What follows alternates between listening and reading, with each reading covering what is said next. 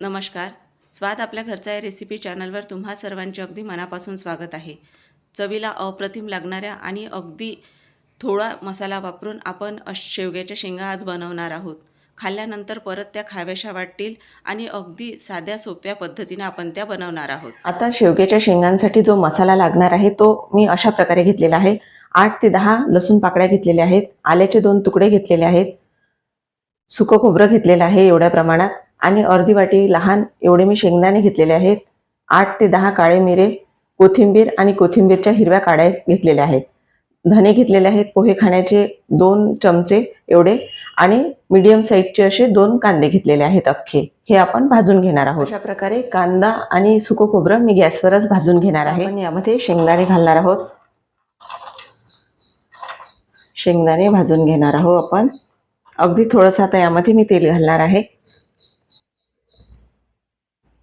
आता शेंगदाणे आपले परतून झाल्यानंतर त्यामध्ये मी धने टाकून घेणार आहे.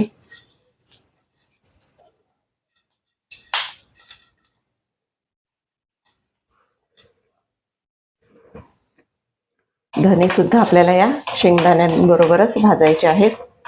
आणि आता हे लसूण पाकळ्या आणि काळे मिरे हे सुद्धा मी यामध्येच टाकून घेतलेले आहेत आणि हे पण भाजणार आहे या मसाल्यासोबतच.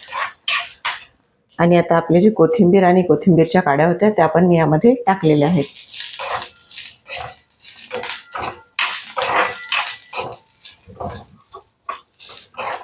आता हा मसाला आपला भाजून झालेला आहे. आपण हा थोडा थंड करून घेणार आहोत आणि थंड झाल्यानंतर मिक्सरमध्ये याची छान पेस्ट करून घेणार आहोत. त्याआधी आपण आता शेंगा कापून घेणार आहोत. शेंगा घेतलेल्या आहेत. ह्या अशा कोवळ्या शेंगा घ्यायच्या किंवाही कडक जर आपण शेंग घेतली किंवा जाड जर शेंग घेतली तर त्यामधला जो दाणा असतो तो कडक असतो आणि तो जो शेंगेमध्ये गुडचटपणा असतो तो त्या शेंगेत राहत नाही. तर केव्हाही घेताना हे आपल्याला कोवळ्या शेंगा अशा जरी त्या थोड्या बारीक असल्या तरीही चालतील, पण ह्या अशाच घ्यायच्या. केव्हाही शेंगा आपण कापून घेणार आहोत.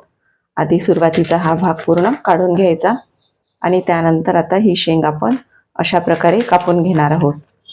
आपल्याला जितपत याची वरची साल निघणार आहे तेवढीच आपल्याला याची साल काढायची आहे. जास्त जर आपण साल काढली तर त्या शेंगा जास्त शिजल्या जातील आणि खाताना तुटतील.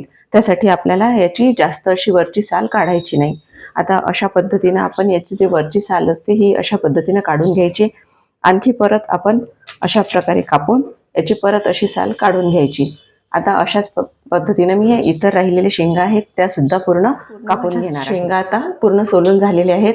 आता आपण ह्या गरम पाण्यामध्ये छान उकडून घेणार आहोत. आता शेंगा उकडण्यासाठी आपण गंजामध्ये पाणी घालून घेणार आहोत. इथं आपल्याला अर्धा ते पाऊण ग्लास पाणी लागणार आहे शेंगा उकडण्यासाठी. आता मी पाणी टाकून घेतलेलं आहे आणि आधी आपल्याला शेंगा उकळण्याच्या आधी धुवून घ्यायच्या आहेत. मी इथं धुवून घेतलेल्या होत्या आधी शेंगा. आणि आता आपण त्यामध्ये अगदी अर्धा चमचा एवढी हळद घालणार आहोत आणि आता त्यामध्ये आपण थोडं मीठ घालणार आहोत. अगदी अर्धा चमचा एवढं आपण मीठ घालणार आहोत यामध्ये.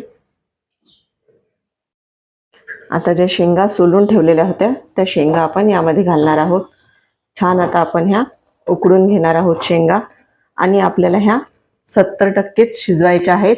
उरलेल्या 30% आपण मसाल्यामध्ये शिजवणार आहोत. ह्या शेंगा भाजून झालेला आहे. कांदे, शेंगदाणे, धणे, खोबरं सगळं भाजून झालेलं आहे. आता मी हे मिक्सरच्या भांड्यात टाकून छान याची पेस्ट तयार करून घेणार आहे. टाकून घेतलेलं आहे. आता याची पेस्ट करणार आहे. छान पाणी टाकून छानपैकी बारीक करून झालेला आहे.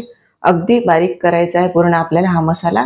थोडाही जाडसर ठेवायचा नाही मसाला आपल्याला. आता आपण भाजीच्या फोडणीची तयारी करणार आहोत. भाजीला फोडणी देणार आहोत. त्यासाठी सर्वात आधी यामध्ये आपण तेल घालून घेऊया. मी तेल घालून घेतलेलं आहे.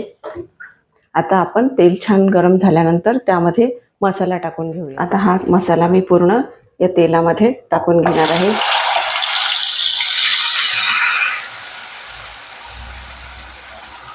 असा पूर्ण हा मसाला मी काढून घेणार आहे.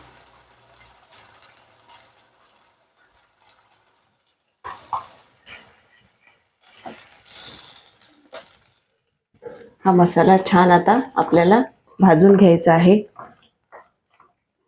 छान तेल सुटेपर्यंत आपण भाजणार आहोत हा मसाला. आणि हा मसाला पूर्ण आपण छान आधीही भाजून घेतलं कांदा, सुकं खोबरं, त्याच्यामुळे भाजीला रंग सुद्धा छान येणार आहे. यामध्ये मी हळद घालणार आहे. त्यानंतर 2 चमचे लाल तिखट घालणार आहे. तिखट तुम्ही तुमच्या अंदाजाप्रमाणे कमी अधिक ठेवू शकता. आणि अर्धा चमचा मी धनेपूड घातलेली आहे, थोडीशी बिलकुल. आणखी आता आपण त्यामध्ये गरम मसाला घालणार आहोत. इथं 1 चमचा गरम मसाला घातलेला आहे आणि त्यानंतर जिरा पावडर घातलेली आहे मी अर्धा चमचा. आणि छान आता हे मिक्स करून घेणार आहोत आपण. पूर्ण मिक्स करायचं आहे आपल्याला हे. आता आपण यावर झाकण ठेवूया आणि एक वाफ काढून घेऊया छान. आता झाकण काढून आपण यामध्ये थोडी कसुरी मेथी घालून घेणार आहोत. ही पण छान आता या मसाल्यात आपण होऊ देणार आहोत आणि परत आता यावर झाकण ठेवून घेणार आहोत. आता आपण यावरचं झाकण काढून पाहूया. आपलं तेल आता मसाल्यातून छान वेगळं झालेलं आहे. मसाला छान परतल्या गेल्यानंतरच भाजीची खरी टेस्ट पूर्ण ही मसाल्यावरच असते. मसाला छान परतून घ्या, त्यामुळे भाजीची टेस्ट खरंच खूप छान होते. त्यासाठी मसाला तेल सुटेपर्यंत त्याची घाई करू नका. आणि आता आपण जे मिक्सरच्या भांड्यामध्ये थोडं पाणी घालून घेतलेलं होतं ते पण यामध्ये मी घालून घेणार आहे आणि अगदी 2 मिनिटं हे होऊ देणार आहे.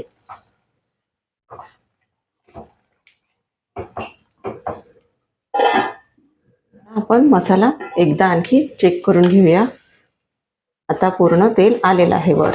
तर आता आपण मसाला पण छान भाजला गेलेला आहे. आता या स्टेजवर आपण इथं यामध्ये ज्या आपल्या शेंगा आपण उकडून घेतलेल्या आहेत त्या घालणार आहोत. आता मी यामध्ये टाकणार आहे मसाल्यामध्ये.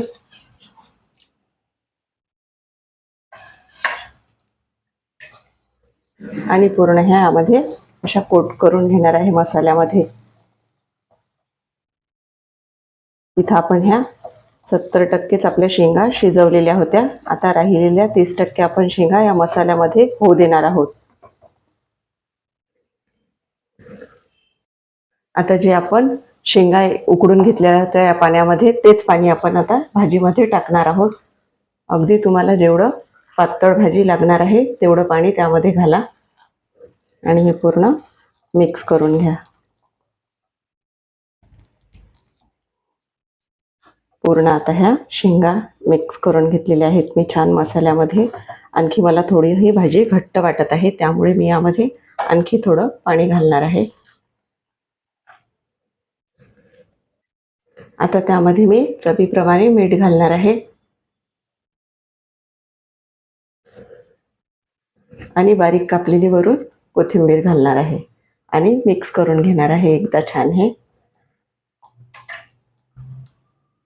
आणि आता एक वाफ काढून घेऊया आपण. आता यावर मी झाकण ठेवून घेणार आहे आणि एक वाफ येऊ देणार आहे. आता आपण भाजी एकदा चेक करून घेऊया. पहा, ही भाजी आता आपली म्हणजे शिजलेली आहे पूर्ण. शेंगा पण शिजलेल्या आहेत. आपण आता गॅस बंद करूया आणि आता याची प्लेटिंग करून घेऊया. तुम्हाला माझी ही रेसिपी कशी वाटली मला कमेंट करून नक्की कळवा. व्हिडिओला जास्तीत जास्त लाईक व शेअर करा आणि नवीन असाल तर चॅनलला सबस्क्राईब करा. पुन्हा आपण अशा आणखी एका नवीन रेसिपीसोबत भेटूया. तोपर्यंत धन्यवाद.